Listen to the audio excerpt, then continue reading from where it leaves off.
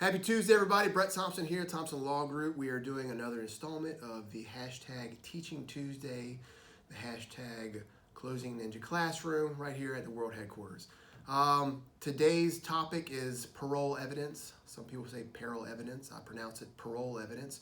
What is it? Well, first of all, if you have a contract, a meeting of the minds, the court is confined to what we call the four corners of the contract, and the document speaks for itself. Okay, so if there was litigation and one side alleged that there was a breach and we had a breach of contract case in court, the court would not accept any evidence outside of what is within the four corners of the contract, meaning that they would not accept any testimony or evidence to help explain the contract, because the contract by definition speaks for itself.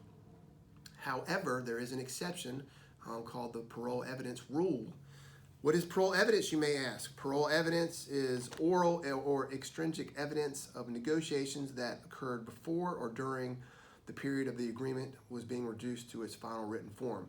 When can that come in? That can come in only if it's permissible only where ambiguous or missing terms are in the contract. So if the contract is clear and concise and it has all the necessary terms, parole evidence is not admissible.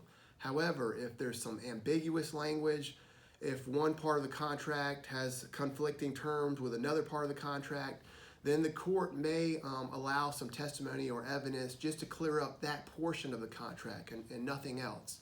So let's say it's missing a closing date. Let's say we have a real estate purchase contract. It's got all the other provisions, but it's silent in regards to the closing date.